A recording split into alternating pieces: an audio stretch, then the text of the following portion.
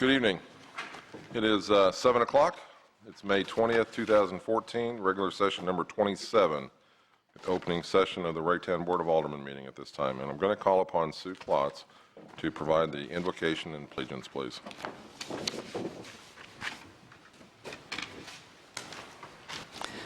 Good evening. Good evening. Would you join me in prayer? Father God, we come together to offer you thanks for this beautiful day, for the beauty around us each and every day, for the privilege of meeting together to do the business of the city, and for all of the citizens that live, learn, and grow here. We ask you to guide our leaders in the business of this day so all can benefit in their daily lives. Be with each and every person here tonight and get them home safely to their families. In your name we pray. Amen.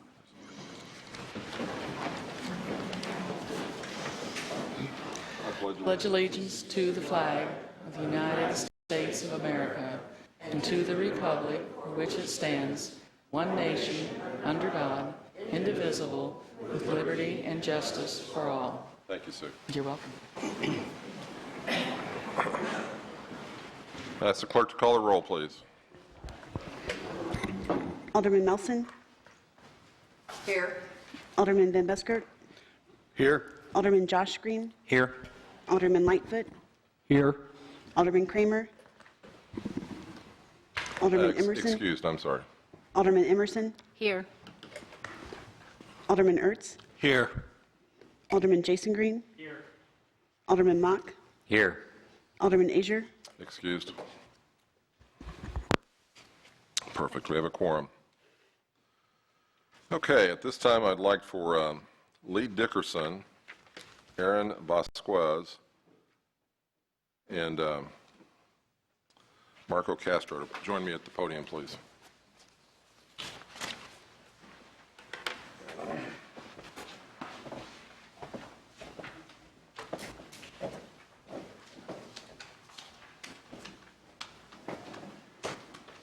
I forgot one of the critical components of this.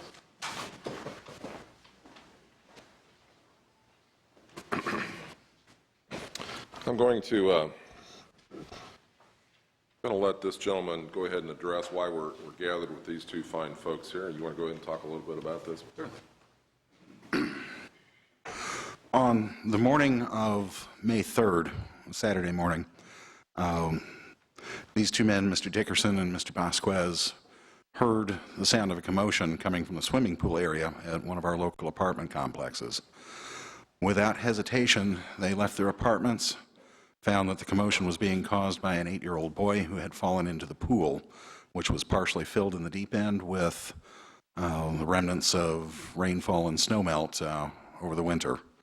Without hesitation, these two men forced entry into the pool enclosure and, at substantial risk to their own safety, went into the pool to rescue the little boy.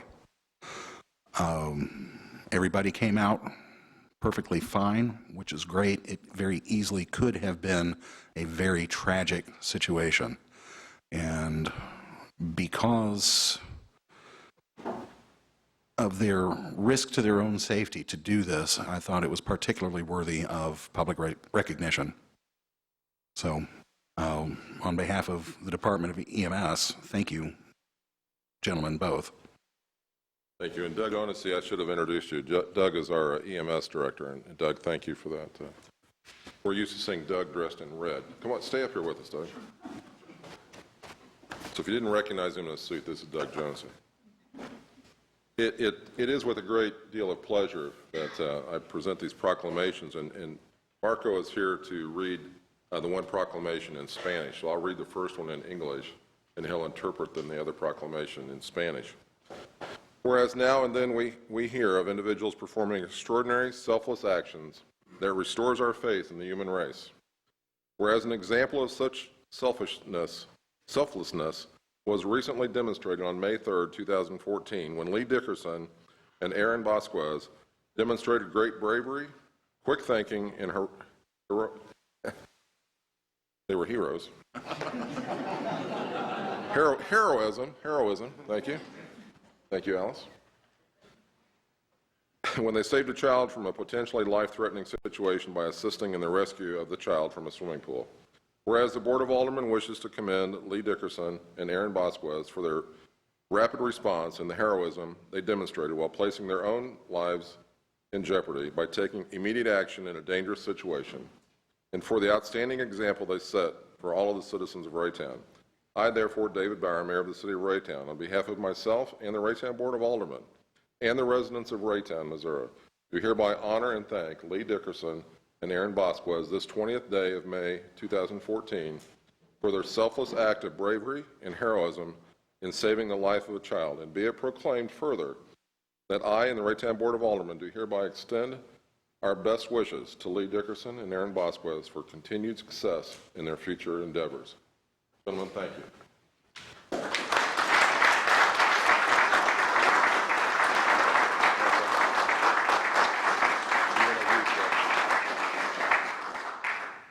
Well, I'm not sure if they're going to understand, but that's okay. I want to read the same thing, but it's going to be in Spanish for Mr. Vasquez. De vez en cuando tenemos individuos que performan unas actividades extraordinarias y que no piensan en ellos mismos, y esto nos ayuda a reconocer y regresar la fe en la raza humana.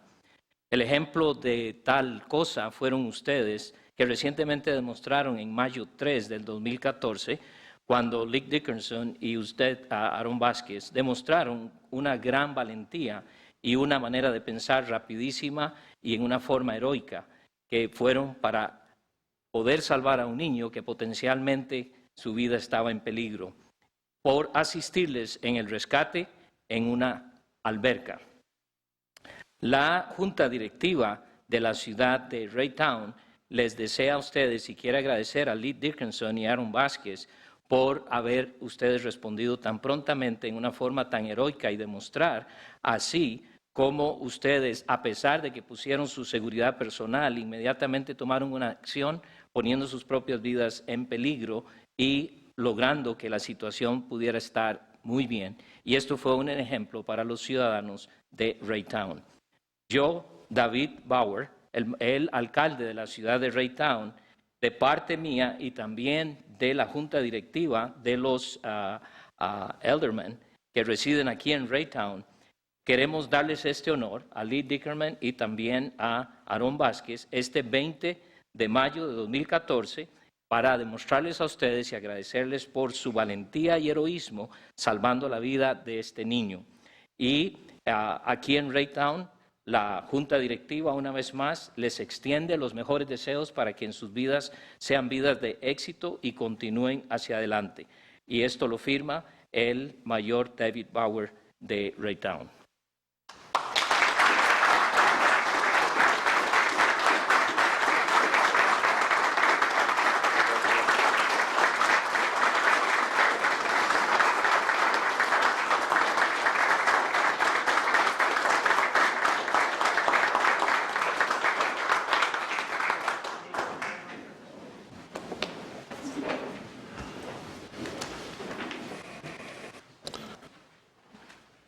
Got shivers running up the back of my spine right now. That's a big deal.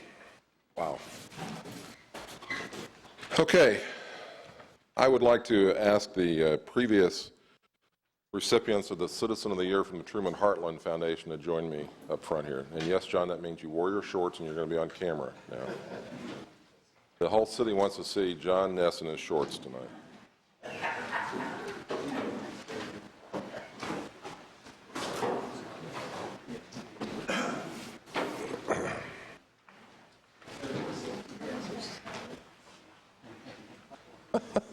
Somebody stand in front of John. Sure. You know, every year the Truman Heartland group comes to each of the cities in the metropolitan area and asks the mayor to determine who the Citizen of the Year is for their city. And it's one of the practices we've demonstrated at least the last 8 years that I know of. We brought the group previous award recipients together to help make that decision, and it's a lot more of a democratic process than people think out there. But I'm very proud of what we do because these people our previous award recipients know better than anybody else who should be a part of this group. And you see some very fine people here who are pillars of our community, and I'm very proud of what they have done for so many years and will continue to do with us. Tonight, we're going to name the 2014 Citizen of the Year for the Truman Heartland event. This person graduated from Raytown South High School, has raised 3 children in Raytown, originally started working for the city in the street department, served and continues to serve the community in Raytown in many, many ways. Most recently was elected to represent the citizens on the Raytown Charter Commission.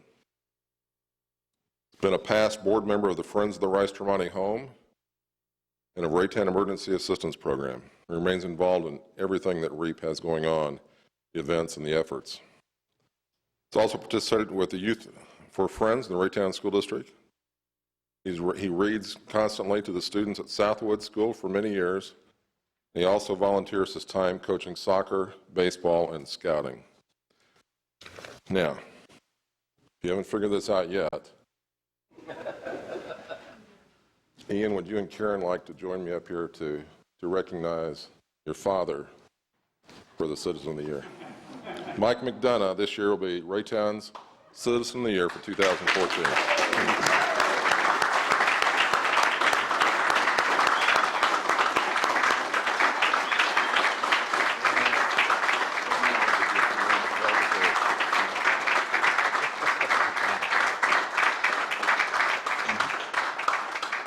You need notes? I only did about half of what you No, done. believe it or not, I think I'm speechless for the first time that you can remember.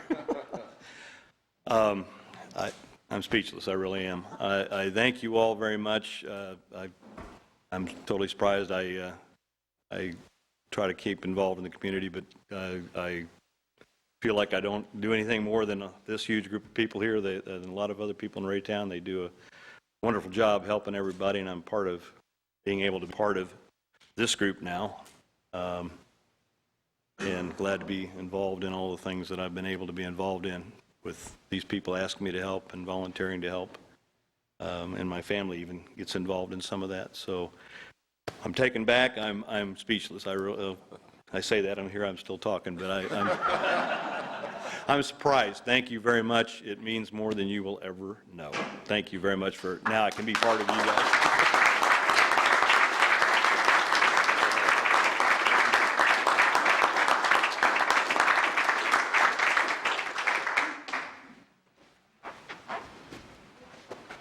We only read about half of what Mike's accomplishments are, but part of the thing that stood out as far as nominating Mike this year for the award is, yes, he is a police officer. He's been with the city a long number of years with that.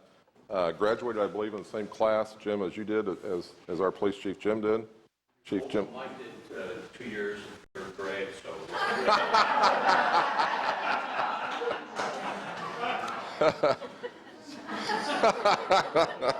I can't beat that. Anyway, Mike, congratulations. Thank you. And we've got a couple of events to announce, and we'll have you at those events very soon. So thank you.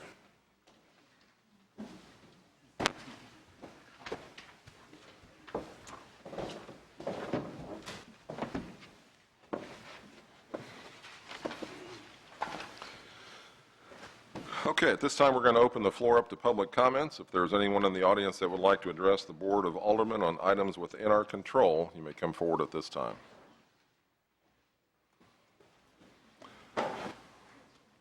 All we need is your name and address, please. I already put it down. What's that? I put it down. I'm sorry? I signed in. Oh, that's fine. Okay. You're good. You're good. You're probably the only one that did, so. Yes. My name is Elisa Bedsworth, and I'm the Raytown Farmers Market Manager. And the last time I spoke to you, we were getting ready to open the market on May 1st, and we decided to postpone it to May 29th. And the reason being was that some of our farmers are kind of small, and they didn't have a lot of cold season crops. And so we decided that we'd rather have everyone there for the start of the market and give opportunity for some of the other small farmers and people interested, crafters, to come and be part of the market. And it really paid off. The I'm getting calls. Everybody's all getting ready for next Thursday to start up.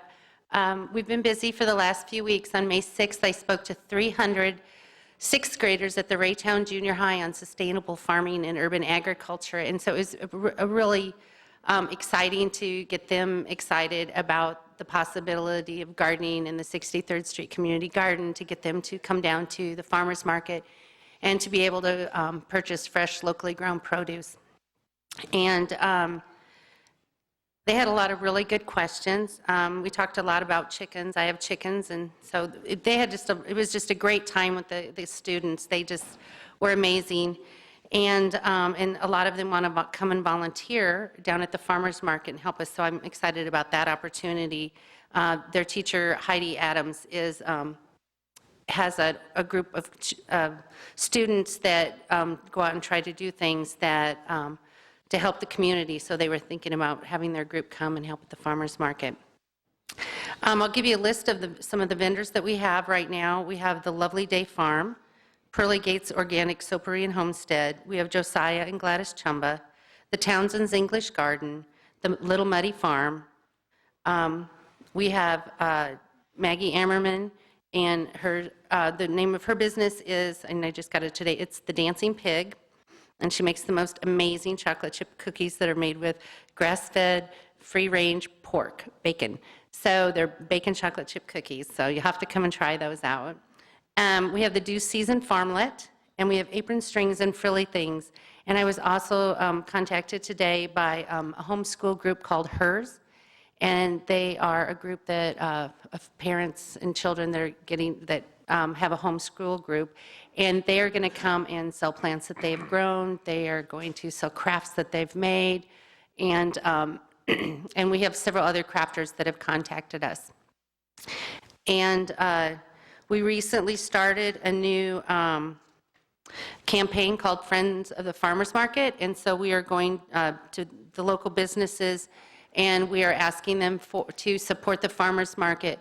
One of the things that we had a lot of people calling, some of the smaller farmers that could not afford to the market costs and wanted to have a community tent. And so we listened to them, and the board talked about it. And so we are in the process of raising the finances to have a community tent, so that to have 4 community tents where 2 smaller producers can share the cost of coming to the market. And so so that's why we started the Friends of the Farmers Market. And also with the Friends of the Farmers Market, local businesses have an opportunity to have their name on our market bag that we'll be giving to, selling and giving out, and also have on our Facebook page, our website, and also on a banner that will be at the market showing who our local supporters are.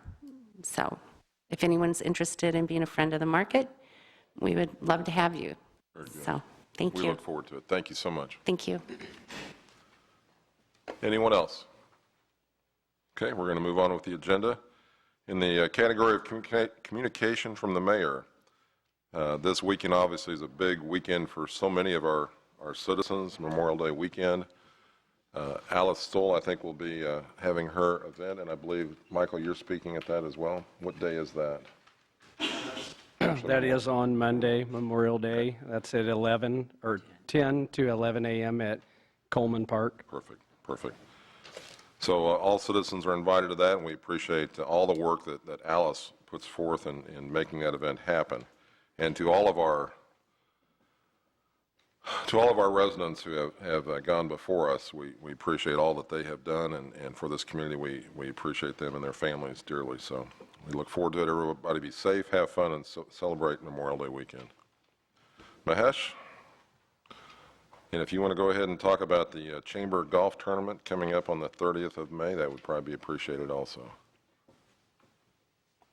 I just did, but You did just also. did it. Good evening, Mayor Bauer, Board of Aldermen. Just have a couple of items. Some of them I repeated in the past. Blood drive.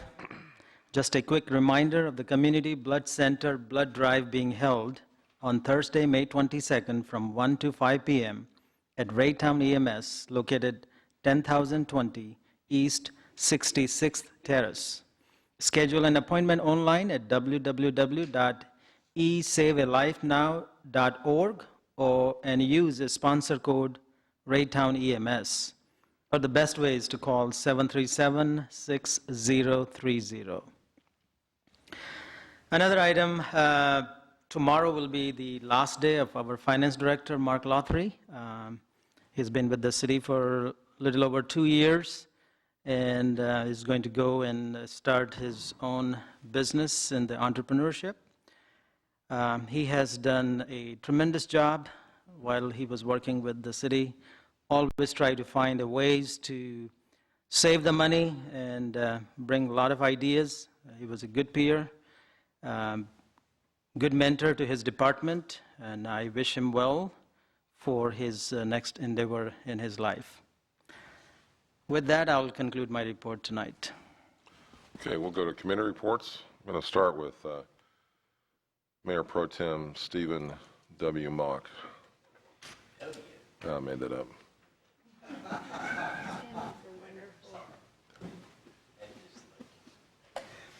Okay.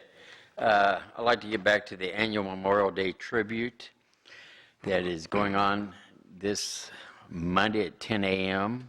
on the May 26th. This is a free event that features a short patriotic memorial service, music by the Polished Brass. Mayor's address will be done by Alderman Lightfoot this year. Flag ceremony, recognition of the veterans attending, free continental breakfast, which I know everybody likes, and an invitation to walk the parks, trails, and to bring your family.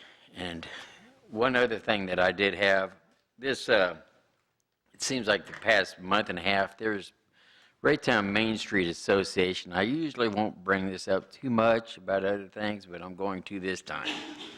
They had a annual Beautiful Baby Contest, and first place was won by a young man, or a young person, I should say, Andrew David Hagan. He is has the proud parents of Nathan Hagan and Bridget Venable, and a great-grandfather, Larry Mock, and a great-uncle as myself.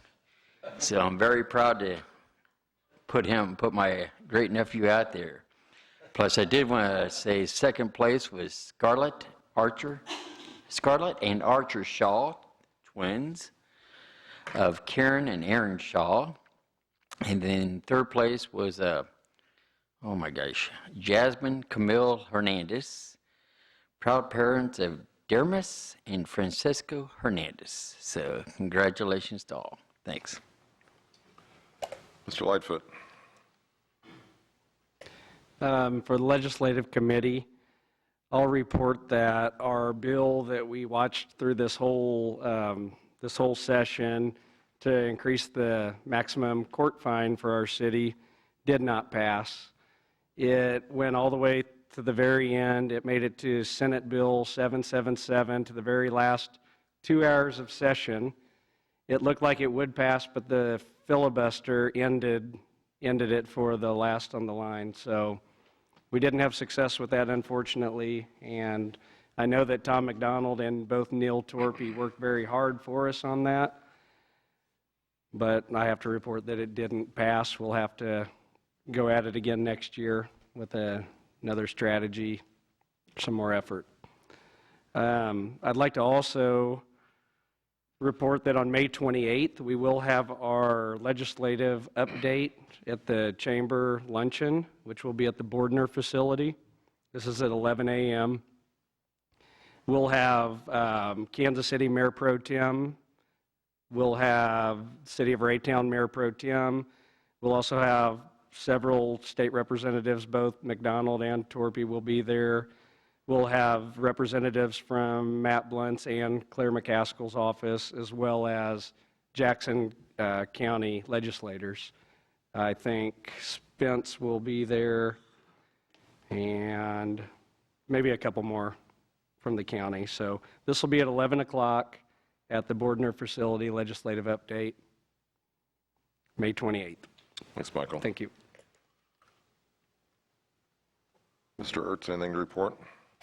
Yes, Parks Department had a meeting last night, and with great excitement and buzz, the Super Splash is going to be ready to open. It will be open this weekend for Memorial Day. It will be open Saturday, Sunday, Monday. It will then close again until the following weekend, in which it'll open for the duration of the summer until school goes back in session.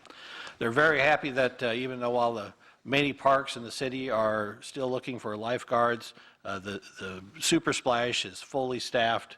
They managed to find, especially locally, a lot of great personnel from the Raytown community to hire, and they are excited about the park. The park has been cleaned up. It's ready to go. Of course, we have like a cruise director type atmosphere where people are in charge to make it a more fun event there at Super Splash. I encourage you all to go check it out this year. They're going to have aqua fitness classes. They got the Raytown Riptide swim team is going to be there. They're going to have they did a living social promotion. I think that's like a Groupon. They had 154 packs and they sold them all out. So they plan on doing that again next month. They have a lot of other things coming. They're even considering doing canoe and kayak classes and a scuba program this year. They got a lot of good young Katie that is running it this year. Has a lot of good ideas. There will be events through Instagram with weekly themes, everything from total tan transformations to overly protective water wings and sunscreens, etc. Just every week is a different fun topic.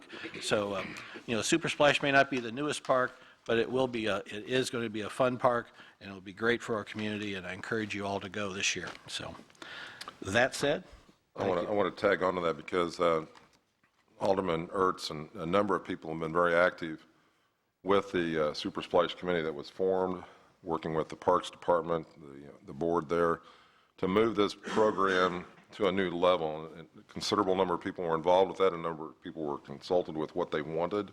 The purpose, this is the Citizens Swim Park. It's been a part of our community for a long time. It remains an asset, very valuable to myself and this board. And I hope that it does well. Again, a lot of work has gone into the organization this year, the budgeting, the programming. And I would encourage all of the citizens to get out and enjoy one of the main assets that we've got in this community as far as events go. So, Pat, thanks for all your work, and those on this board who were involved with the committee as well. It'll be a good year. Emerson. We did not have a Human Relations Committee meeting because we had a death of one of our members, Bill Williams, and our condolences go out to his family. Other committee reports? Nothing at this time. Mr. Green. Nothing to report from Fire Board at this time. Okay, thank you. Very good. We'll move to one of my favorite topics, a study session tonight. I always look forward to this. Very thought-provoking conversation regarding the annual pavement maintenance program. Andy Knoll, our Public Works Director, will lead that discussion. Yes, thank you, Mayor Bauer, Board of Aldermen. We just have to get connected here real quick, and we'll be ready to go.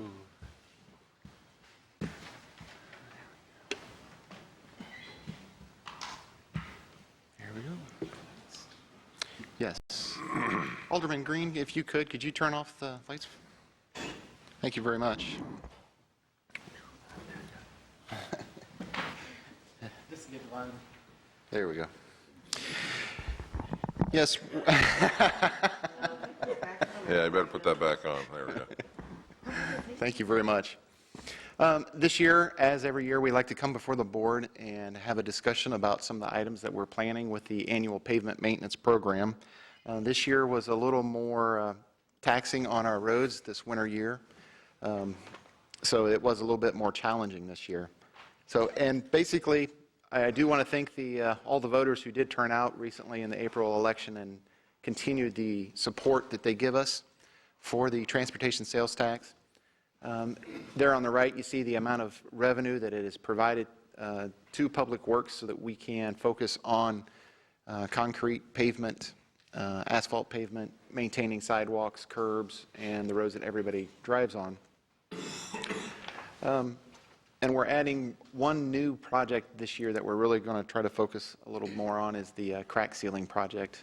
We always do our asphalt base repairs that is performed 95% in-house with our own staff, because that's the one item where we're much more efficient than contracting it out.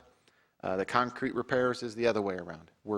We are not nearly as efficient as private contractors, so we utilize the private contractors for the concrete repairs. Asphalt street overlays, lightweight aggregate seal, and then pavement marking, and then crack sealing will all be contracted out. We focus on those base repairs, and we work on those for several months before we move into the projects. As you can see, there are 13, we put together a 3-year plan, and we estimated that in that left-hand column, we were going to have $750,000 each year revenues to allocate to those projects. We put it together thinking we would spend 15% of that with concrete, where we replace curbs, sidewalks, and then the lightweight aggregate seal would be about 33% of that revenue, 47% would be asphalt overlay, and then 5% would be striping. Last year's projects, you can see the actual percentages and the actual amounts spent. We spent slightly less than $750,000, which allowed us to increase our fund balance a little bit in the Transportation Sales Tax Fund. But we did spend more on concrete and a little bit less on overlay last year than we had planned, but we try to stay close to those. And that striping number continues to decline, as when we go through and do our asphalt overlay, we utilize thermoplastic markings that last 10 to 12 years, so we don't have to come back and every year reapply the paint on those roadways. So our annual expenditures continue to trend downward. For this year, we're estimating that 15% on concrete again at $120,000. That is our first project that we bid out, and that actual bid opening is tomorrow at 2 p.m. We do that because that's the one with the most variables. That's where we have some overruns with just a measured amount. If you think you're going to replace 5 foot of curb and you replace actually 6 foot of curb to get to the next joint, or it's deteriorated more since you last looked at it, you do that times 100, all of a sudden your project is more expensive than you envisioned. So we like to get that one done first. Then we move on to the overlay, then the lightweight seal at the end of the season. And that's the best time to apply that lightweight seal coating. And then the striping is, we'll try to get that done here early in the year so that we can take advantage of those nice new markings in the summertime when it's raining at night. That's when we really need those. As I said, this year, the winter was very hard on our roadways. So we went out and 6 of us, we split the city into thirds, and we drove every single roadway in the city, trying to identify any large patches that needed to be completed. Was there any roadways that deteriorated significantly since the last time we looked at them? And there were quite a few that we have to address this year, and that's why our actual overlay amount is increased significantly from last year, because there are some roadways that a seal coat will not be effective, and they've deteriorated significantly, so we need to mill and overlay those roadways. So that's why we anticipate spending over $400,000 on overlay and under $200,000 on the lightweight seal coat this year. As I said, the winter weather effects on those existing roadways, we addressed those, and we've modified our plan accordingly so that we can address some of those pressing needs now, but also keep our eye to the future so that we don't let those roads continue to deteriorate. The second one is the 83rd Street Bridge. That surface of that bridge continues to deteriorate, and what we're looking at right now is a consultant to look at a second option for us. The first option that we need to consider, or let me back up. Several years ago, we received a bid that would rejuvenate the bridge surface. That came in significantly over budget, and basically it was due to the fact that there weren't any contractors in our area that performed that specific type of project, and mobilization costs really pushed up the price of the project. So we were left with basically an option of replacing the bridge. And with that, we have 2 options. We can replace it with a bridge that's very similar to what is there now, or we can actually replace it with a culvert place fill over the culvert, and then just place a normal asphalt roadway. So it just looked like another culvert in that area. We have a price from our previous project of how much it would generally cost to completely remove and replace that bridge with a concrete bridge. But what we're seeking out the help of some local engineers is what that would cost would be for that culvert, and which one looks to be the most cost effective for us, not only in the short term, but in long-term maintenance as well.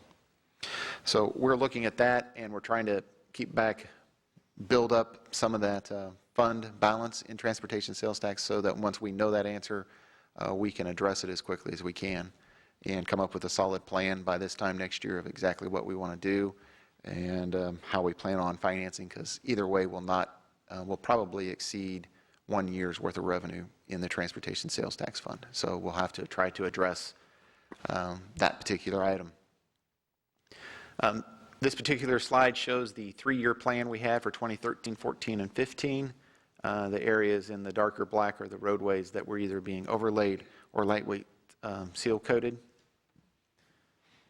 This is what we performed last year with the 2013. A lot of that is lightweight seal coat, but some of that is overlays, especially on some concrete roadways that rode very poorly. Here's what we plan on doing this year. A lot of that is asphalt overlay, significantly less lightweight aggregate seal coat. And some of that work you see there is not included in some of those numbers because of that section of Blue Ridge Boulevard from 59th up to the city limits. That is a grant project that will be paying for a significant portion of that project. And then also there on 83rd Street with the sanitary sewer project that we're currently completing now. It has just decimated that roadway with that work through there. So as part of that sewer project, we will be milling and overlaying that roadway there as well, and that's not reflected in those numbers that we're spending this year. So there's significantly more than that $420,000 worth of work. I would say it's closer to $800,000 in just mill and overlay, or something similar to that this year. This is what is still remaining from our 3-year plan. There's 79th Street. We have sections of 83rd, Spring Valley, section of 87th Street, 59th Street, and then some lightweight aggregate seal coat. I don't anticipate we'll have any trouble with our lightweight aggregate seal coat areas, but there are areas that mill and overlay that we'll have to make sure we prioritize very well next year, and it may be a little tough to hit all of those next year. But a lot of it depends on some of the asphalt prices and also some of our revenues for the transportation sales tax and what our fund balance is left from this year. This is some of the extra streets that we've added to the 3-year plan. On the lower left, you can see where we've added 84th Street and 82nd Street. That's somewhat reflective of our sanitary sewer project with the detours. We significantly moved a lot of traffic to those areas, and those roads just haven't fared very well with that increased traffic, especially along 82nd Street. That's a section of roadway we actually had to close because it was deteriorating so bad it actually caused some damage to a vehicle. So we have closed it through traffic at this particular point, which has aided some utilities and replacement of some water lines. So it's been a win-win for both of us. We can do some storm grading, and then we'll come through and overlay that street this year as well. But we've added some extra lightweight aggregate seal coat areas. They're just north of 75th Street, east of 350, because the roadways were getting to a point where if we don't do something quickly, we were going to have to completely mill and overlay those roadways. So it was getting very critical that we address those. And then the next slide. Sorry. Okay, that's what was remaining in the 3-year plan. And here is some of the items that we have actually added in the previous years, 2013, and then we're adding this year that weren't actually on our first 3-year plan. So what we'll do next year, we'll come back with our the last year of our 3-year plan, and then also project forward 2 more years so we can get an idea of where we'll be, and we may go all the way out for 3 years would probably be a good idea for us, but we want to stretch that long-term thinking out there as far as we can so we know where we're going to be, give us a goal to strive for. So with that, I'll take any questions anybody may have. Good. Get the lights back up, please. Questions of Mr. Knoll? Ms. Melson? I do have a question. Yes. And it has to deal with the markings on the streets and sidewalks per se. Is there, because of course Google went through here and there's a lot of markings on our streets. Yes. As well as on those sidewalks. Yes. And stuff like that. Do we have any guidelines or anything? Because I'd hate to spend all this money and then, whether it's a different company or something coming through and then they just, mark it up. And I know that they have to do that because they have to, like locate lines and stuff. But you drive around the city and they're just everywhere. Yes, they do use a marking paint that is, it's not supposed to be permanent. It fades rather quickly. So in a year, you can still see some of those markings, but it does fade rather quickly. And really, it needs to be durable enough that those markings stay so that the contractors when they work in that area, hopefully don't cause any damage to the existing utilities in that area, and especially gas and electricity.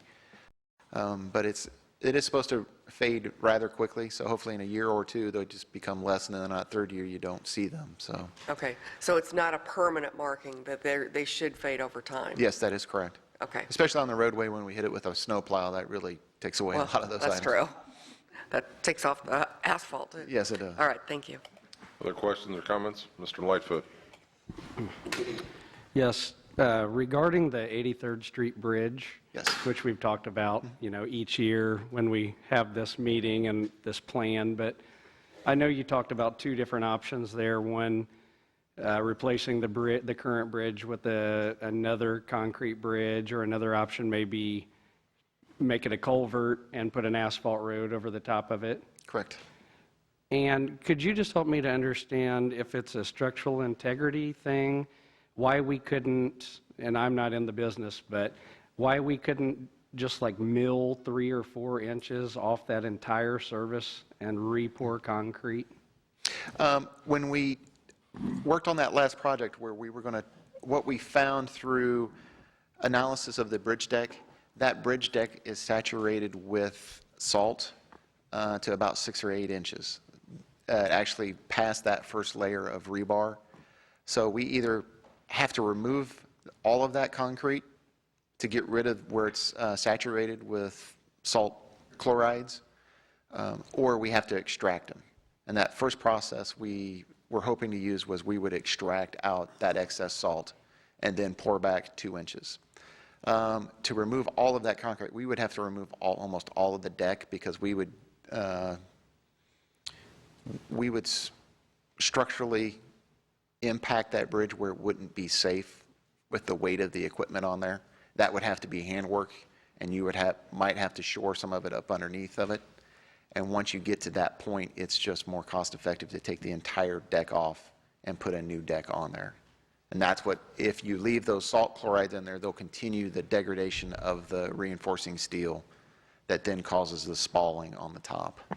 So it sounds like the biggest issue is then that it's down past the first layer of rebar, and you'd have to tear that rebar out and then mill concrete even beneath that. Yes. Yeah, so it's so far saturated into that bridge deck, it's made it where if it wasn't nearly as deep, we could just remove off that section and report, and we'd probably have a good solid bridge deck for 20 or 30 years. But if you leave that salt saturated concrete in there, cap it with 2 inches, they were estimating 5 to 10 years before you start having the same problems again. Okay. So. Well, thank you. That's a good explanation. And then a second question I had, and it's about speed bumps, which we don't have very many speed bumps anywhere in our city. And I'm referring to some that I see in other communities that aren't the old-fashioned, very narrow, maybe 18-inch wide or whatever they were, but they're maybe 3-foot or 4-foot speed hump. It's almost referred to as a speed table. It has a flat spot on the top of it. Okay. Those really seem like they work out well in other communities that I see, and I didn't know if that was ever an option that we've thought of for some of our through streets that have high-speed traffic when it should be a 25 mile an hour or whatever. I mean, the police can't sit at every intersection all the time. I didn't know if that was an option or if that was snow plow friendly. If you could explain that a little. Some of those issues, it depends on, when we've done our speed studies in the past and where we have people who don't adhere to the posted speed limit, some of those areas in the past we found they've been close to high schools, or it is a very narrow part of the day.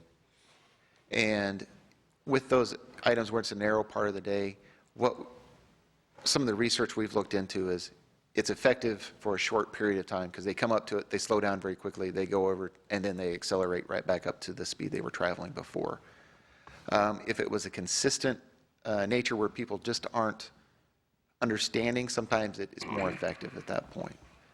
It would really take some more research into speed tables and when they're effective, when they're not effective. And then also we know of some of the maintenance issues that it would bring along with this in terms of we need to make sure they would be placed in the right spot for drainage concerns and then also for winter weather removal of ice and snow. So that's some of the things that we would have to research some more. And I really think I'd be happy to come back and discuss that in the future, but I think that's something I would have to go back and research some more to really talk about in detail. Well, I can talk to you offline about it some more too. Okay. Thank you. Be happy to. Mr. Ertz? Thank you. I was getting called on next week. It seems like all cities are having problems, with roads as you travel around the entire metro community or and farther out. And it seems that, whatever technologies that are out there that to make the money go farther, we would be interested in. And I know you've been cutting edge on, propane vehicles and LED lights and things like that. What else is out there that we should be doing, or is there other things out there that could let us get more money for our bang for our tax dollars so that we can get more of these streets done? Is there things you need? Yeah, one of those items so about 3 years ago was with that lightweight aggregate seal coat. That was something new. We were trying to find a method so that we could maintain our existing roadways and keep them from deteriorating. Through that research, we looked at several treatment processes. One is that lightweight aggregate seal coat that we thought was the most effective and most cost effective as well. There is a slurry seal, and then there's a microsurfacing as well. Those have some uses when your roadway's in fairly good shape, but they're almost the price versus benefit starts to get a little less appealing. Some other items that we're looking at is a full depth reclamation, where when we have significant base repairs, you come through, instead of just milling off 2 inches, you basically pulverize the existing roadway in about 6 inches of the subbase. You mix it with fly ash, and then you recompact that, and then you put 2 inches of asphalt on top of that, or 3 inches of asphalt on top of that. And that'll give you a great road for 30 or 40 years. It really fixes our base problems that we have without just doing a small patch along the roadway. Because sometimes you did that small patch and 5 years later, the adjacent area is now in need of it. So that's the one thing we need to look at. But full depth reclamation, it gets fairly expensive. So that's the one item we're trying to find that will allow us to extend those roadways. We've looked at fog seals. We've looked at a lot of different items, and we just don't think some of them are very effective. There's been a rejuvenator, what do they call it? Hot in-place asphalt recycling, where you come through with infrared heat, you heat up the top 2 inches, mix in a rejuvenator oil, add a little bit of asphalt, and then you recompact it. That looked really good until we found out the price was more than just mill and overlay of 2 inches. So we've looked at... There's a lot of work to be done on finding a good solution. Correct, and it's very region-specific. For some reason in Louisiana, for some reason their asphalt is twice as expensive as it is here. Mm-hmm. So the hot in-place asphalt recycling makes great sense for them. We researched that 2 years ago. We're very excited. The only thing we didn't like about it was the size of the equipment train, because you have to heat it and then mix it and then recompact it. It was a fairly long row of equipment, and it moved very slowly. So if you went across an intersection, that intersection would be out of commission for 45 minutes. So we've looked at a lot of items, and we'll continue to do that. Every year, we go to the asphalt seminars that are put on by the asphalt manufacturers, as well as, Missouri S&T now, Science and Technology. They have a local, LTAP is the acronym, Local Technical Assistance Program. So we're always trying to find new methods that stretch our dollars as far as we possibly can. I'm very glad that you are. I think the citizens deserve that. And while the lightweight aggregate seal started out to be, I think that's come along quite well now. Right. It's done a lot better when it's put down. Plus, I noticed that the streets, at least in my neighborhood, where every year there's a pothole, now there's not there. At least Right. it is helping. I know this was a particularly brutal winter, but compared to some of the places we did lightweight aggregate seal last year, and a place where we milled and overlaid, such as over on 79th, the seal streets actually did better than where the milled and overlaid held up in places, as you know, this year. And Right. Please continue to look for opportunities. Thank you. We will, thanks. Other questions, Mr. Knoll? Yes. Mr. Mock?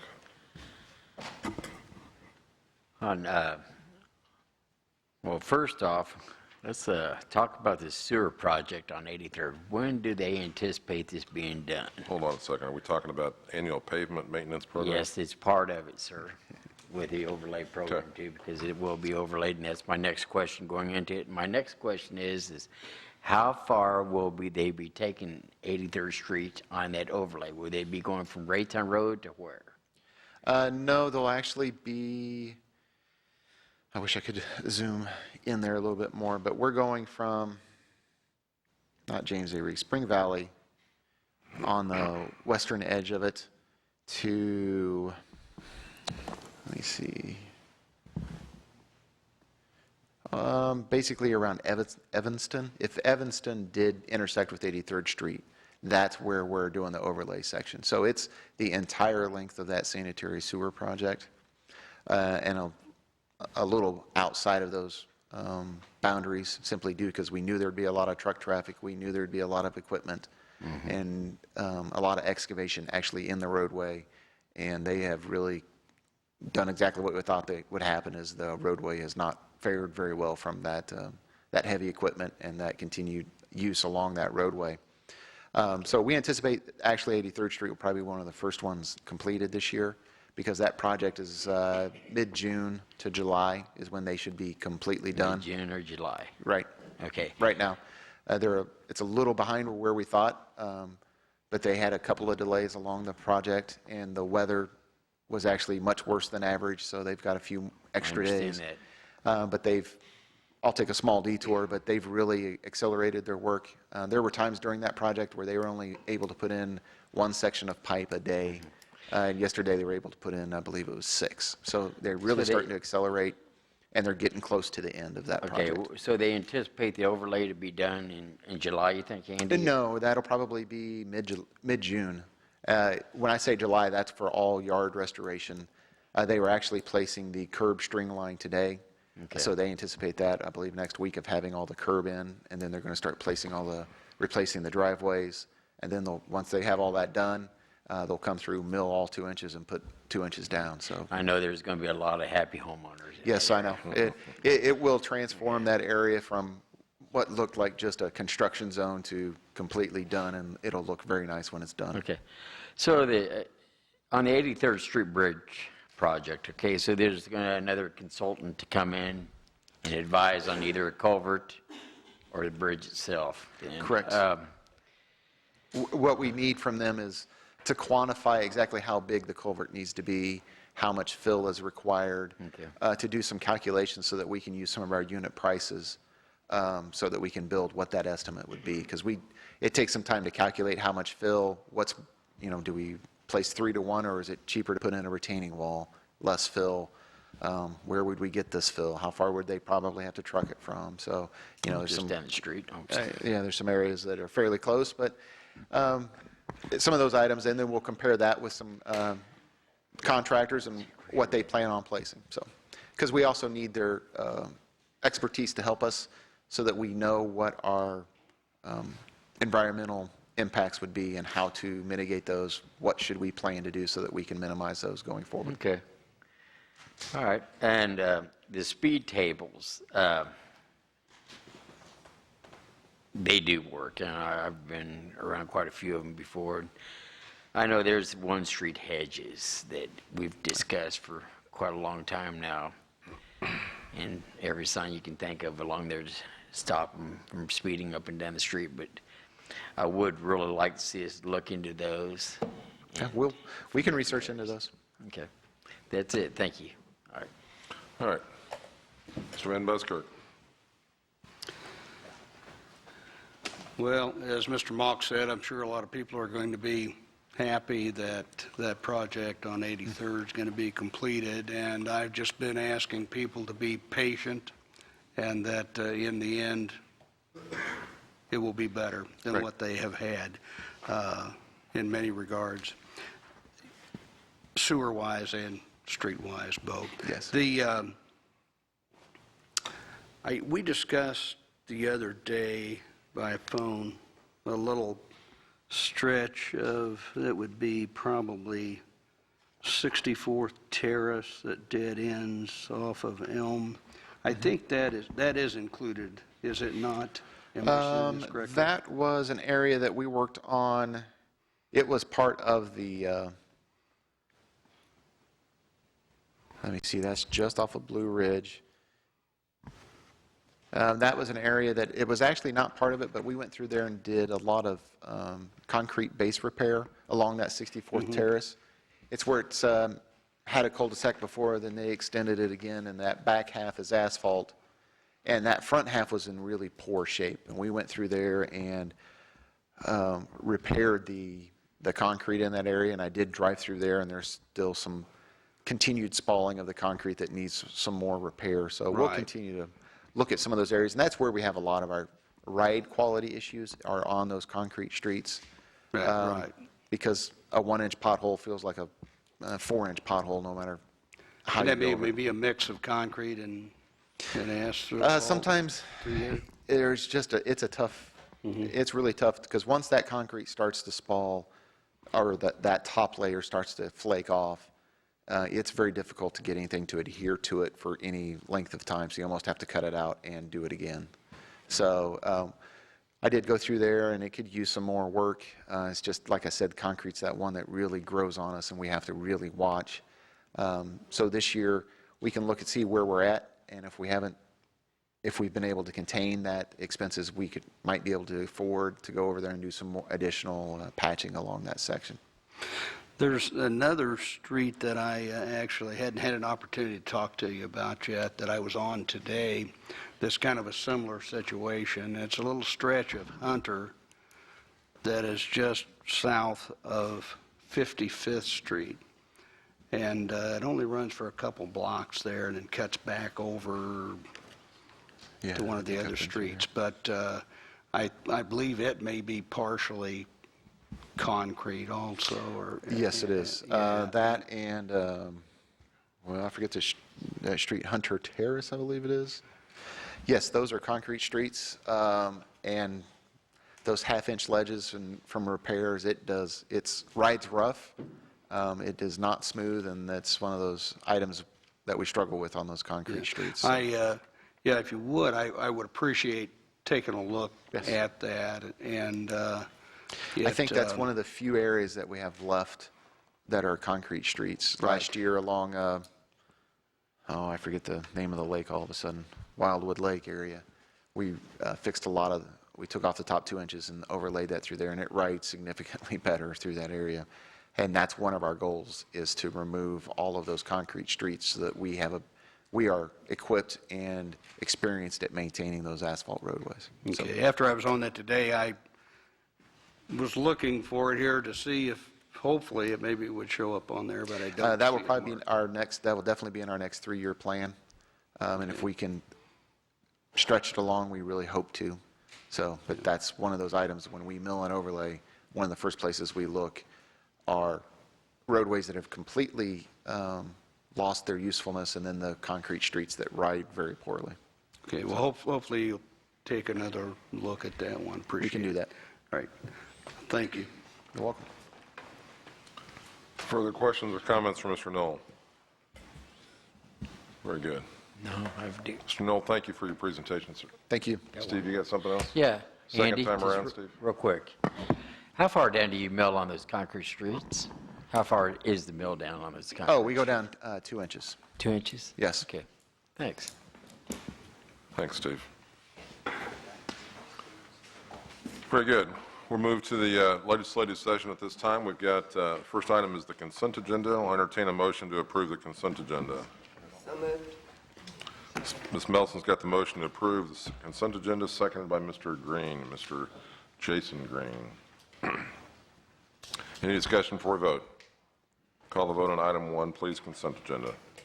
Alderman Melson, Yes. Alderman Jason Green, Yes. Alderman Van Buskirk, Yes. Alderman Josh Green, Yes. Alderman Ertz, Yes. Alderman Mock, Yes. Alderman Emerson, Yes. Alderman Lightfoot, Yes. Item number 2, please. a resolution authorizing and approving the purchase of computer equipment and supplies from Dell Marketing LP off the Western States Contracting Alliance contract in an amount not to exceed $20,282 for fiscal year 2013-2014. And a gentleman that we don't very often see on this side of the camera, Dan Berry, our Senior Information Technology Project Coordinator. Welcome, Dan. Thank you, Mayor. Thank you, Board. Alderman, just a request for board action is for replacement of Dell workstations and servers, which exceeds the fund for the administrator to approve. So we request board actions not to exceed $20,282. It went before the Sales Tax Oversight Committee. They approved it as it met the intent of the capital sales tax. I outlined the replacement program that we have in place a number of years, which we place on our workstations as well as our servers. And we request board approval for this purchase, please. Questions of Dan? Or an action? Mr. Ertz? Motion to approve. Mr. Ertz has got the motion to approve, seconded by Mr. Green, Mr. Josh Green. Discussion before we vote. Mr. Van Buskirk. It may be somewhere in the packet. What is happening to the old units we're disposing of? Well, we work with the Parks Department. They sometimes request older computers from us, and we will provide the Parks Department with computers, and we eventually part out the old computers and dispose of them through an auction. Okay. Thank you. Great question. Any other questions? We've got a motion and a second. No further questions. Call the vote, please. Alderman Ertz, Yes.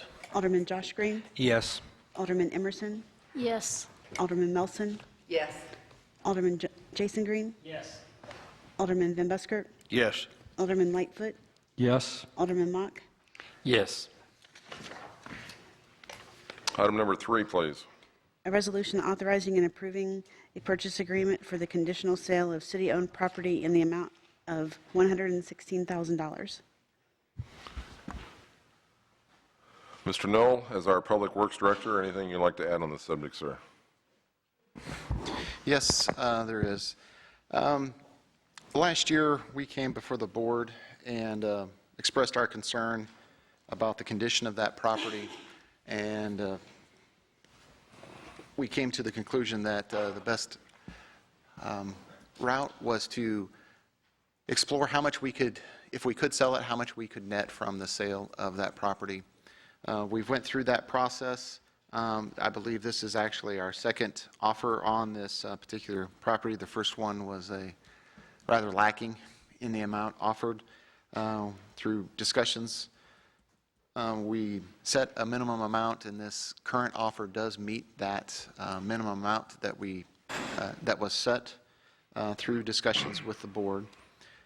This current offer is from a group 8506 Westridge LLC that is represented by Brian Bamesberger of Star Drywall, who owns a commercial business just to the north of that project. As part of this offer, they have offered $100,000 for the property itself, and then $16,000 for 5 pieces of equipment that Public Works currently stores in that area. They have found value in those particular items. I'll break these up into two items. First, we'll talk about the $100,000 offer for the particular property. With that, we know there are some code issues that need to be repaired. They have, as part of this contract, they have stated all of those items that they are going to repair. They're going to repair the parking lot. They're going to repair the geodesic dome building. They're going to repair some peeling paint, some gutters, some retaining wall issues that are on the site to bring it up into compliance with our current code enforcement process. They also propose a use that currently does not fall within the R2 zoning, that is the current zoning. And that process, this contract has a clause in there that if the approval of that conditional use permit is not approved, that they can withdraw their contract offer, which I would fully expect them to if the conditional use permit was not approved. That conditional use permit process goes through the Planning and Zoning Board. Once approved there, or it goes through there, it ultimately comes back before this board.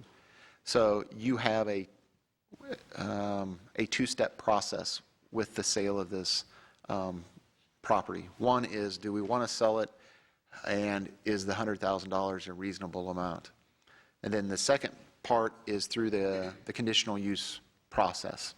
That's where you will zero in and focus on what is their proposed use of the building and what restrictions does the board feel is necessary, or other conditions may be added, may be removed from that as you go through that specific conditional use process. They have submitted that conditional use application. It will be going through I believe it's the June and July.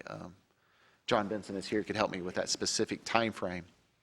But they're two separate items. So today we're talking about the sale of the property. Do we feel like that's a reasonable amount? Which I do feel that's a reasonable amount for that property with its condition, with its limitations of what's available for the reuse of that particular property.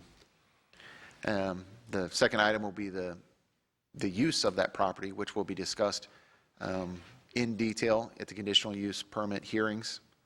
And then the third item is the additional 5 items that they would like to purchase from us.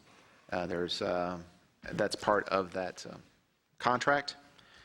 It's a crack sealer, a pavement striper, large mixing drum, a 4-post lift motor, and then some weed eaters, and then a 5-bulb traffic signal light. We go through these items. They've basically placed that value at $16,000. We've reviewed all of those items, and the largest value item in there is the crack seal machine. Done research on the internet, and what I found is it would cost us $15,000 to $16,000 retail to purchase something similar to that item. But if we went to sell this piece of equipment, which we rarely use anymore, we know we won't get anywhere close to retail. We would be lucky to get a half to 2/3 of that. So I think a reasonable amount that we could expect in an auction type of setting is $10,000 to $11,000 for that particular piece of equipment. The pavement striper, I think I'm being very generous at saying that's a $2,000 item. So there we'll be at $13,000. The large mixing drum at best is be $1,500, which would be $14,500. The weed eaters are in disrepair. I'd be surprised if they're worth more than $100.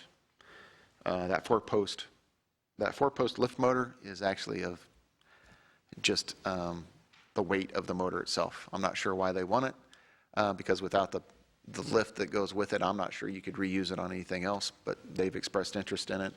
I would like to get rid of it, so I didn't assign any value to that, because other than just the weight of the steel that's included in it, which is not very much. And then the 5-bulb traffic signal light just doesn't have any value to us. I think it's more of a decoration item for them, something they want to hang in the area. I've seen some people do that, rehab them, but it's something that we really can't use. We keep it around for some spare parts, but I don't know that we've used anything off of it in the last several years. So with that, I'm thinking we have around $15,000 would be the best that we would be able to recoup out of that equipment, and they've offered $16,000. So I think that's a good offer on that equipment. So that's really the three-step process, I think, of how we evaluate this particular sale of this property. Currently, our expenses at that property are for electricity so that we can monitor it with a security system, and then we have to mow it in the winter, and then we try to perform some of those repairs that are necessary.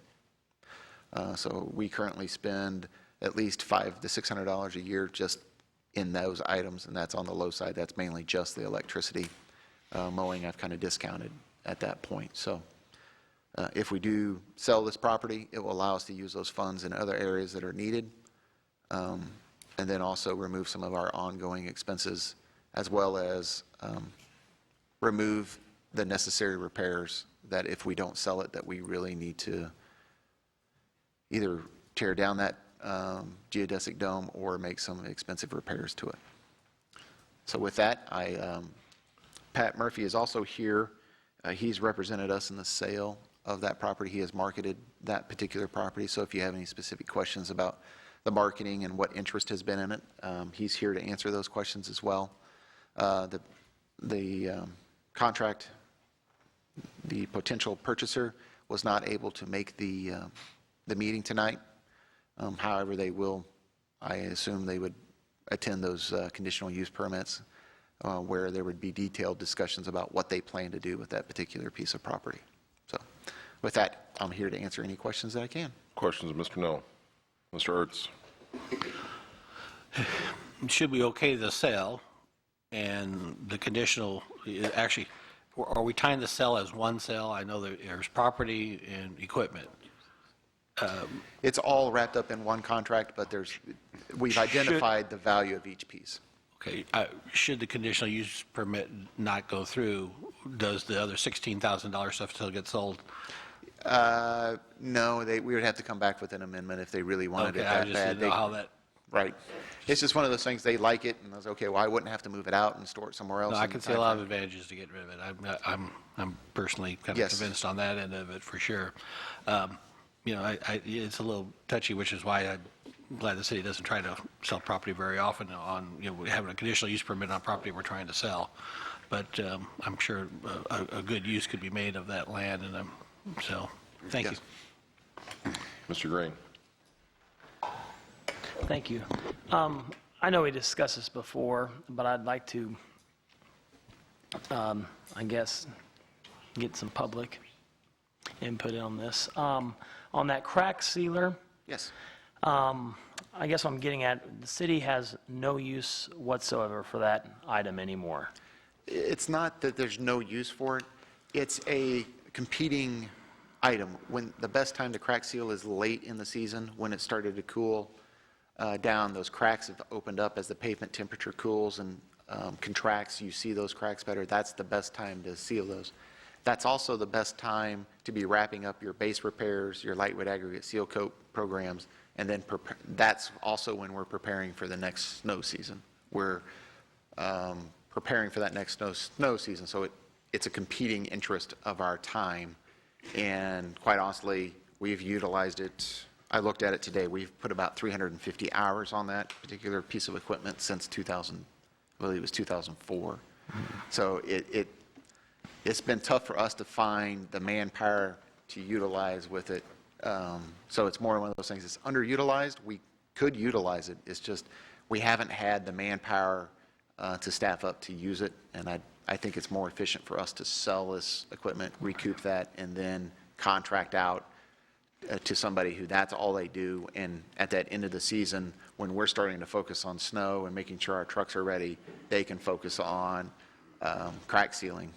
So it's just not efficient for the city to Correct. Very maintain similar. this property, or in terms of that item, rather. Correct. Yeah, for the amount of crack sealing, the amount of money we've invested into it, which was $24,000, I don't think we've recouped enough of enough return from that investment. I think it's time to say, okay, this did not work for us. We need to recapture those funds to use in a better purpose for us. I think it's just something we have to evaluate It's just something we have not been successful at, so I think we need to rotate our emphasis away from that.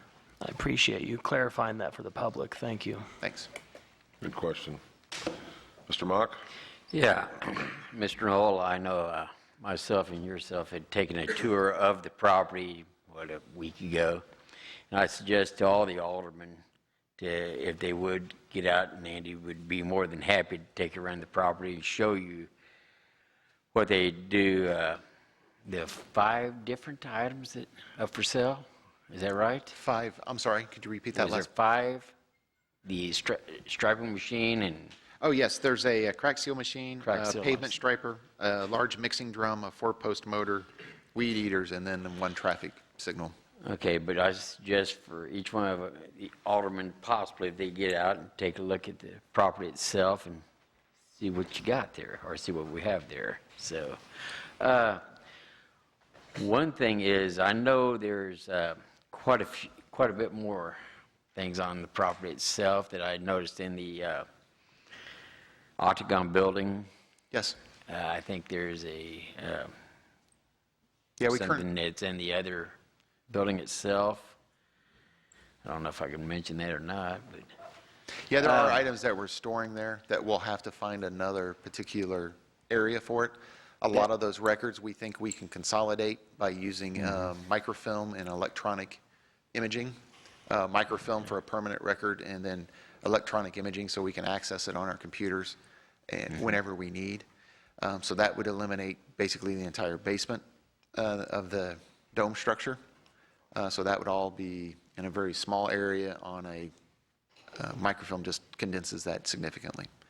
Yeah. Then on the first level, there's a little bit of, I think it's just miscellaneous storage for some bicycles and then some other electronic equipment that will quickly go into full use here probably in the next month or 2. I anticipate some of that electronic equipment is going to be gone and put into full use and won't need storage for it anymore. Then there's 2 storage buildings out there, a smaller one and then the larger one.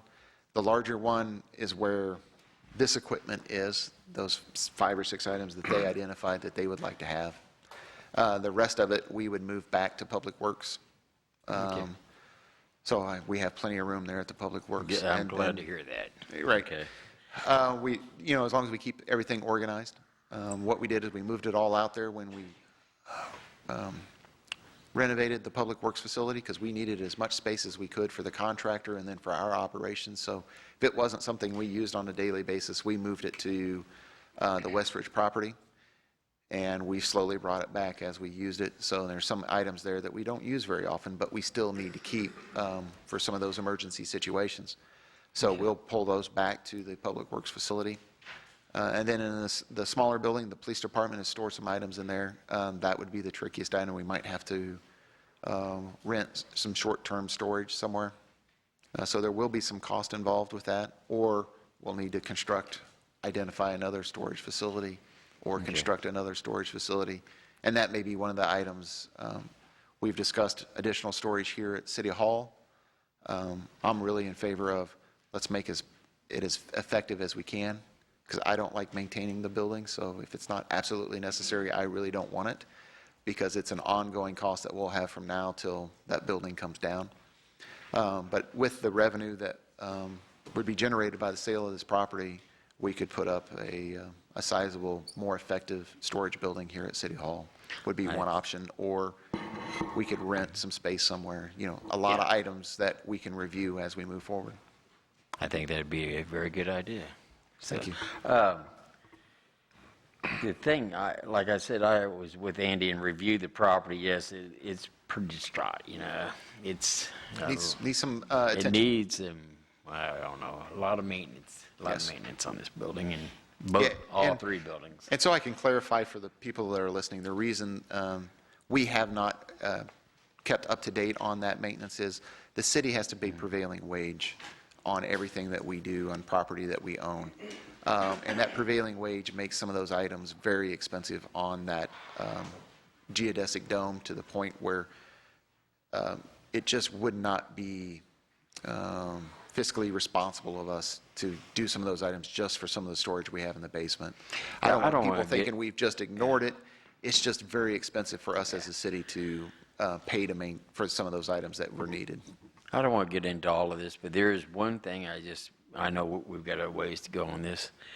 There was one thing I wanted to ask, is the chain link fence out in front. It says repair and level. Correct. What? You know, are they going to? Yeah, that's one of the. Yeah, see, that's one of the items we could have them detail during that conditional use permit. That'd be good. Yeah. Because that's where, I think tonight we really talk about, do we want to sell it or do we want to keep it? And then we have that option during the conditional use permit to really delve into the details of how they plan on using it and what they plan on doing to it. Okay. Thank you. Thank you. Mr. Ertz? With that last line, I'll make a motion to approve. Thank you, sir. Got a motion made by Mr. Ertz, seconded by Mr. Mock. Further discussion before we vote. Mr. Van Buskirk. Thank you. I was looking at a number of items. There's actually 10 items listed. Right. And well, actually, and then there's actually 11, but you have weed eaters listed twice. But how many weed eaters are there? I believe there were 4 or 5 weed eaters. Okay. So is there going to be 10? No, they've listed 1, 2, 3, 4, 5 items twice. They listed the crack sealer twice, the pavement striper twice, the large mixing drum has been listed twice, the 4-post lift motor was listed twice, and then weed eaters were listed twice. So there's not two of those? No, it's just Okay, just want some clarification copy-paste issue, I believe. on that. The cost of the, that we're paying for the survey, is that correct? And a 6% fee to the real estate company, is that correct?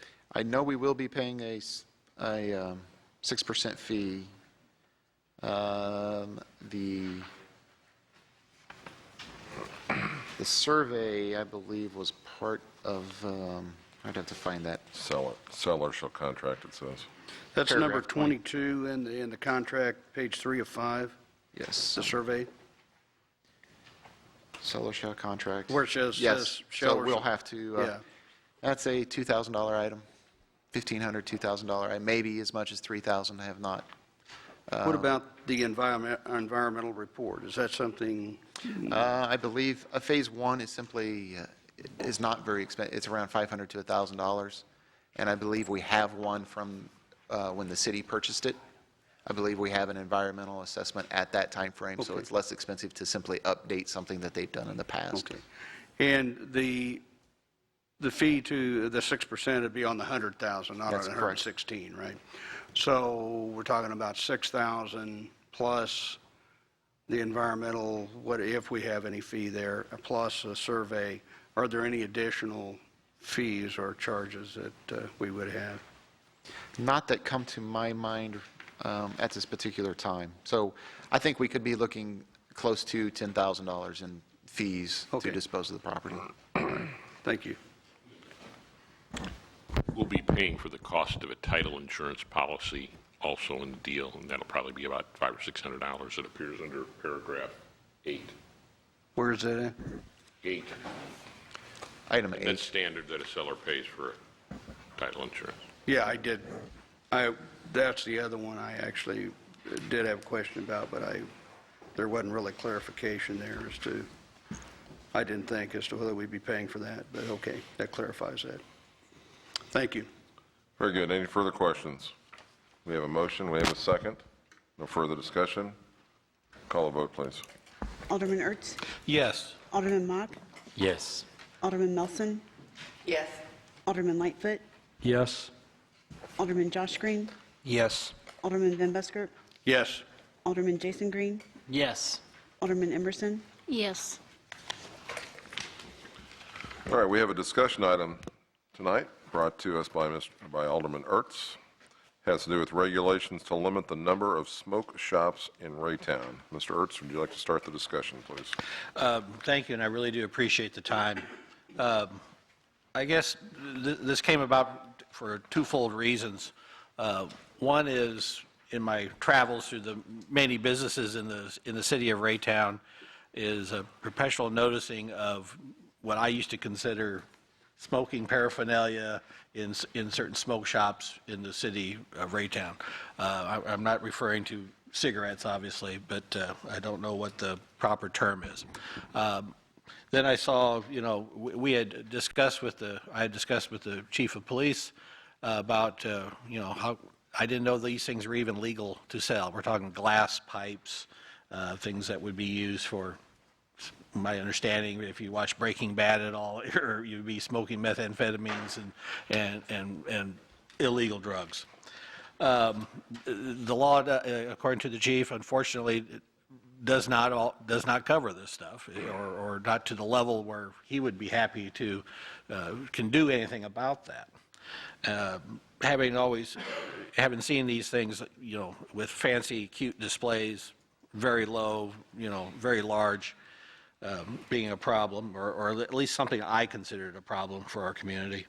I did notice that Independence in the May 7th edition of the Kansas City Star voted to limit the number of their smoke shops to population oriented to 14.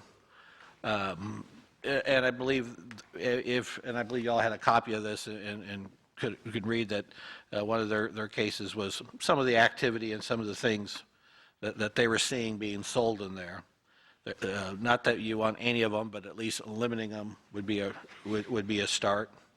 And so, in my mind, I thought, if Independence is limiting these and can have no more, that means anybody wishing to open up a new one of these is going to go somewhere else.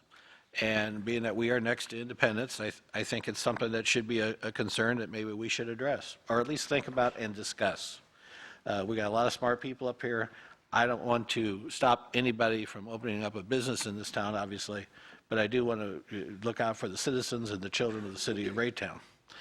So what I'm looking for, I guess, is, can we come up with a way of regulating, obviously some of these shops are already open and they would be grandfathered in.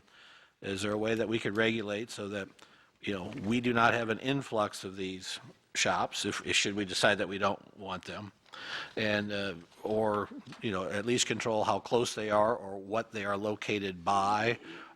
I believe Mr. Benson has looked up a couple of ordinances. The city of Belton does it by location. There can only be so many they can't be so close to, probably, I would assume, schools and daycares and churches and things like that. Independence just did it by population, and they limited it to 14. So with those two things coming to mind, and we have regulated tattoo parlors, we have regulated payday loans, for good reasons. I'm not trying to jump on the big regulating everything bandwagon, but I think this deserves our attention, and I would just like to know if the board thinks that we could address perhaps John Benson or a couple of people to look into how this would look in the city of Raytown and what we could do should we decide that this is a problem. So is that good warm up? Good warm up? Okay. Tee it up. Let's see where it goes here. All right, let's see what happens. Ms. Melson. Do we know how many we currently have in the city of Raytown?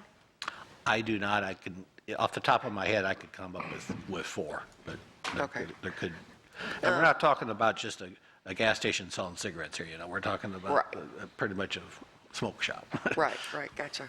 Because I'd be interested in kind of knowing that number, because, if we did it by population, you have to have some kind of clarification on how we're going to do this. Exactly. And, and then if you grandfather those in, how many, and you have 10, are you going to let 5 more? And so then you have 15. So I think it does, require some research to kind of see how Raytown would respond to something like this. Yeah, I believe with our payday loan situation, we actually put a number that was lower than the number that we have. So actually, if Right, some so of if them anybody ever left, left, they're not coming right, back. exactly, yeah. And that could be done in something like this Sure. also. But, Okay, thank you. For an option. Okay. Ms. Emerson. Why couldn't we say there were certain things they could not sell in our city. And Chief Lynch, I'm sure, could come up with a list of them that we would not allow to be sold. I like that idea, but again, I will leave to the chief on that. I don't think state law allows that. I'm not sure, but maybe we can. I'm sorry to. I'm hearing that. Okay. I'm sorry, what was your question? My question was, perhaps you could come up with a list of things that could be prohibited to be sold here in Raytown, in the smoke shops. That's Joe's question. All right. It's a legal thing. The problem has been in the past that a lot of the businesses will sell pipes or whatever, and the law says that unless they purport that it be used for illicit or illegal, marijuana or whatever, and they sell it in that fashion, then there's no regulation on them. They can sell them unless they purport, to be used for illegal drugs. So, that's it's a legal question that, the city attorney might have to ask on what you can and can't sell. We can research the issue further if it's the alderman's wish. In general, Chapter 407 puts the regulation of tobacco products under state control and statute. The state statutes do indicate that no person under 18 years of age should be sold tobacco products under Section 407-926. Back to things we've done before, I think it would be preferable to look at distances between them or distances from a school or public park or some of the same criteria that were in the Independence Ordinance. Besides the numbering, Independence also prohibited them within 500 feet of a residential use or district, church, school, or public park. And I think we used that approach in the tattoo parlor regulation, and I think that would be a good concept as far as consistency in terms of looking at regulating these. With respect to the substances of those themselves, I know there's a concern about synthetic marijuana and some other products being sold, and candidly, we'd have to, Mr. Benson or staff, we'd have to look into that further to see. But in general, the state preempts us with respect to both alcohol and tobacco, but we can look at it further if that's your wish. I know we can regulate from a zoning point of view with respect to the regulation or I'm comfortable that you could if you want to look at regulating by location. Additionally, and Joe mentioned the K2, we have, probably within the last 6 months, I know we have 2 businesses that we're selling. There may be a third, and we also, when you have businesses like that and you hire young kids to work at your business, sometimes they sell to minors, and I know I'm going to say we've had 7 to 10 arrests on sale to minors too. So we proactively work those things that are illegal now. In particular, K2 is a big thing right now, but we have I know two separate places, and there may be a third that I'm just not thinking about. But Mr. Mock? Yeah, I know we're discussing smoke shops and this and that, Chief Lynch, but with the paraphernalia, with any gas stations, anything like that around town, how many gas stations themselves are probably possibly selling the pipes and this and that too also could? I think there's a bunch, but I don't know exactly what that number is myself. I don't. I can think of some that do off the top of my mind, some businesses that do. But again, I'd have to find out. Don't know exactly. Okay, yeah, I know we're sort of looking at our smoke shops today, but yeah, I hear the paraphernalia over on this side too of other places selling it too. Okay, well, thanks, Jim. Sure. Mr. Van Buskirk. We have a large number that do sell it, and this is something I've had a concern about for many years. The mayor certainly can attest that him and I had discussions about it before I came on the Board of Aldermen. I don't know if you remember or not, out at Lee Summit, the elementary school. I can attest to that, sir, yes. So It's just not conducive to a family-friendly environment for our community. And obviously, it's something that Independence had some conviction about, enough that they took action, and apparently can. In the article that in the paper in regards to what Independence did, it says, I'll just read a short couple paragraphs. The amendment was part of a multi-pronged approach to address illegal activity that has been associated with these types of businesses, according to the ordinance text. This will be the next step in addressing what we have seen through the police department as an emerging problem with establishments that are starting to sell synthetic marijuana and drug paraphernalia in our community. It is pretty obvious what this paraphernalia is for. When you go in these establishments, which I have, and to look at this, and I hope that other aldermen will do the same thing and see what's out there in our community.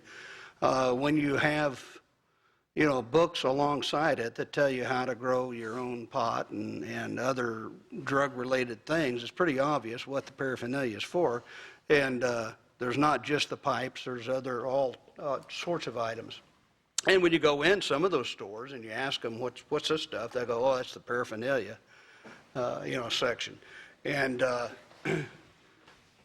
when you have stores like a Hy-Vee convenience store and Quick Trips, they don't sell those kinds of items. But we do have some convenience stores that certainly do, and we have other just smoke shops that are just that. Some discount smoke and liquor shops, combine them. So I hope that we can do something in regards to this. If a city the size of Independence can limit that to 14, certainly would be quite a bit lesser number for us if we chose to do that. And as Pat was saying, if you grandfathered those in and those types of businesses leave, then we could reduce that number over time. So I hope it's something we can do. I'm a free enterprise person.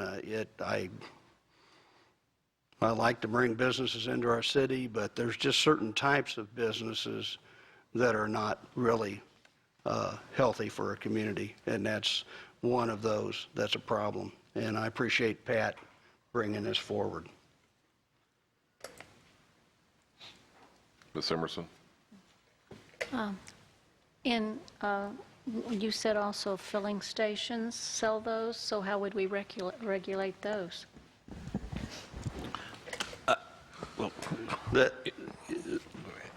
If you want me to answer that question, Mr. Mayor, may I?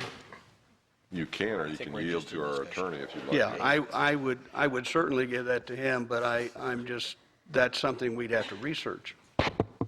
So that the current Independence ordinance, and sometimes the headlines are a little more spectacular than the actual body of the ordinance that's passed.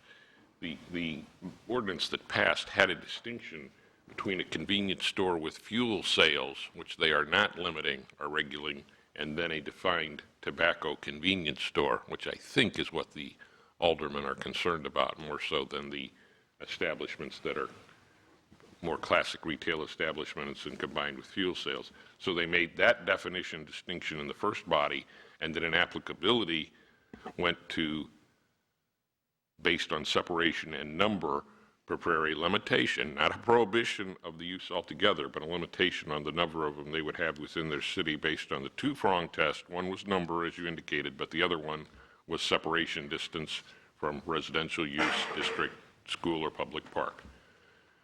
So I hear the concern. They also had a conditional use permit requirement when it would come in there so that each one would go through a public hearing, and that's another factor you could think about, or we could bring before you. Would make it a little less business friendly than if you made it a conditional use permit. The staff couldn't automatically administer or grant the license to a business established in that where it was new, but they would have to go through a public hearing, first in the Planning Commission and then before you. so the neighbors within 185 feet would be notified. So those are some thoughts you might want to have, and I urge, I sent it forward to John, but I guess we can distribute to all of you the independence ordinance if you haven't seen it, and I certainly think it's well worth I your time. have not yet, but I heard he has it now. I apologize. I didn't get it yesterday, and I got it over here, but I didn't get it to all of you individually. But it's well worth considering, but I want to be careful and not want to promise or have any of you go on the record ahead of time promising more than we can deliver in terms of absolutely prohibiting, but I think limiting clearly has been done and can be talked about. Mr. Ertz, anything else? I just want to hear what, I think we got some more. Mr. Green? Mr. Jason Green? Thank you. My first initial question was, what do you define as a smoke shop? Like, and you just kind of alluded a little bit, according to this article, yeah, tobacco, convenience stores that sell tobacco but do not have gasoline sales. So that would be question number one that I would have. And then I have a comment, and then I will have some points to consider. And they're not really questions directed at individuals, just points for this board to consider if this is something that we choose to move forward with. But first part, I guess Mr. Ertz referred to that you think we don't even know maybe the total of actual smoke shops. If a smoke shop is defined as a convenience store that sells tobacco without gasoline, we don't even know how many smoke shops are in Raytown. I think you maybe mentioned 4. I know for a fact 2 of those are about, 50 yards from 350 Highway. One down there, both on Raytown Road, actually. And one on 63rd and Blue Ridge. Yeah, there's one on 63rd and Blue Ridge, yeah. And then I don't know what the 4th one you're referring to is at. I think there's one as you go up 350 a little bit farther towards where Blockbuster is. Okay, so there's 3 of those 4 within the vicinity of 350 Highway. Right. Okay, all right. That was the question I just had, but thank you. I have some points to consider, though. First off, if there has been, I think we need to clearly define if there has been a current problem with these businesses. If that's the case, I understand. I think that hasn't been clearly defined, though, at least to this conversation. Secondly, I think we need to pursue maybe the idea to see if there's certain drug paraphernalia that we can outlaw. I'd hate to punish the whole business, at least the smoke shop business community, because of the actions of a few. I do think punishing through this particular type of regulation is going to impact possible future entrepreneurship, and I have some concerns about that. Also, I'm afraid of sending a message that these types of establishments are unsavory. I'm sure that, I enjoy a cigar as much as the next guy. I understand you have a few folks that are going to maybe try to sell something that's possibly illegal, but I think the plan of action needs to be the city looking in towards how you regulate that as opposed to the actual business itself. I think such legislation obviously limits economic opportunities in our community, and I'm not sure if Kansas City has something like this in terms of a regulation, but, a lot of these businesses could just move a half-mile west and operate there, and it, can obviously limit potential, it could be an economic constriction. And that might be the wrong type of message we're sending to the business community. So these are all just points of consideration that I think we need to look at. I really would prefer to look at the idea of making a particular law to address these folks that are selling, such drug paraphernalia, if you will. But again, I think we also need to look at the definition of this, because if a definition is somebody that sells tobacco products that doesn't sell gas, well then, if that's just it, then technically the Hy-Vee off 350 Highway would be considered one. You'd have almost every grocery store that'd be considered one. So, I think we have to be careful if this board decides to move forward with such. But that's just my points of consideration, and I will yield the floor. I have to admit, I agree that it would be my first choice is to make the things we don't want illegal. And I can take any police officer you want into a store that sees the glass case or whatever they call the paraphernalia rack, and that would be an easier way. By no means, I think, I want to stop any grocer or anybody that sells products, from opening up a store in Raytown. I agree, and I think that's in lies the problem that we need to solve. But again, when I see this is a multi-pronged attack, like Independent said, trying to curb a problem which they see with illegal drugs in their community. How this fits in is probably more of a question the chief could probably do research on. I know you had mentioned to me you've had a certain amount of problems with some of the smoke shops that we have, and probably maybe some ongoing issues with a few of them. So I would accept coming out of tonight if that as a good starting point, perhaps maybe before we go to the regulation of the businesses. Should that not be possible, maybe we can look at more. But I'm all ears. Mr. Van Buskirk. Mr. Green made certainly some valid points, and I appreciate that. Yeah, my problem is not with the tobacco sales as such. Certainly, they're legal, and that the problem is with the paraphernalia, and unfortunately, there are a number of places that do sell that in our city.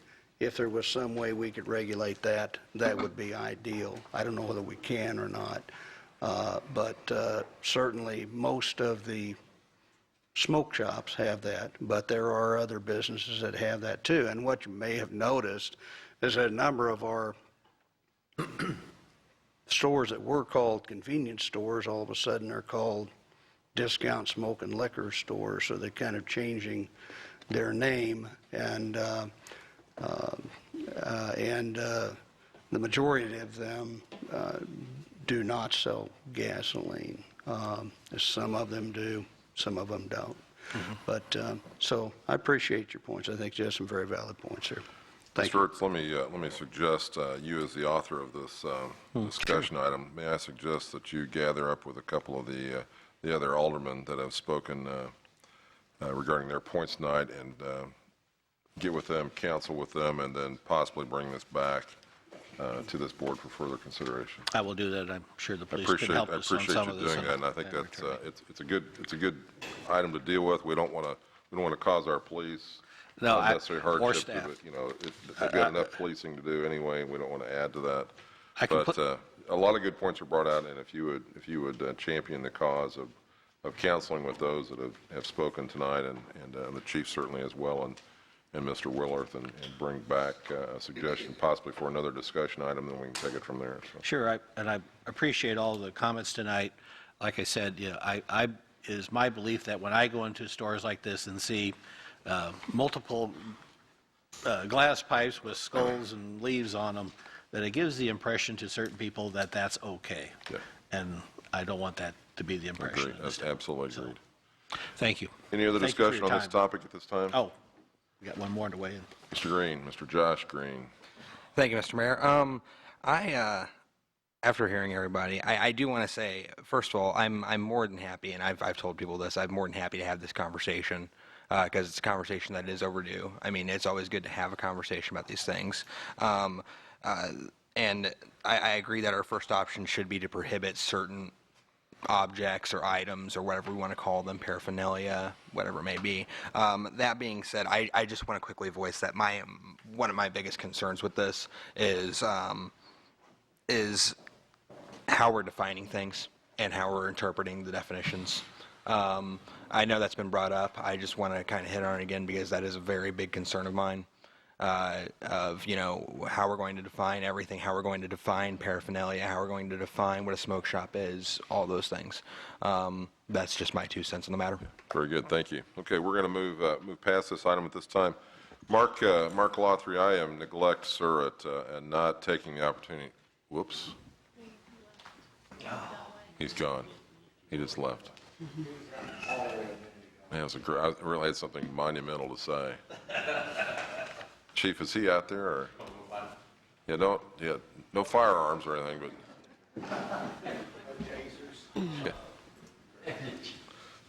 Tasing. What are we going to do, fire him?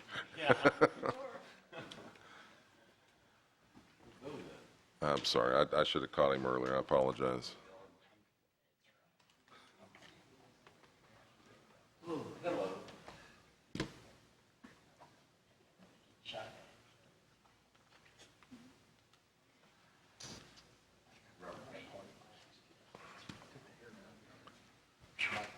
Okay, well, I'll say this because he'll see the tape at some point, but Mr. Lothry has been an awesome Director of Finances for this city.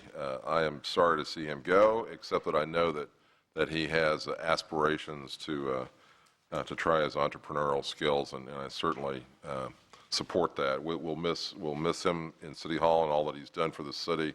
He has served us admirably, and I thank him for his years of service. So, As do I. Mr. Ertz is on that bandwagon as well. Mr. Green, Mr. Josh Green is on that bandwagon. Mr. Mock is on the bandwagon. Ms. Emerson's on the bandwagon. Mr. Mayor, if I may say, I think it's safe to assume that everybody's on that bandwagon. Well, I don't know. We don't have everybody in yet. But with that, sincerely, the gentleman's done a lot for Raytown, and all of the citizens should thank him for his years of service. So with that, unless there's anything else to come before this body, I'll entertain a motion from Mr. Mock for adjournment. Mr. Mock, I'd like to make the motion to adjourn, sir. great suggestion. Second Heard a that. second already, Mr. Green, Mr. Jason Green for the second. Any further discussion? Let's get out of here. All in favor, signify by saying aye.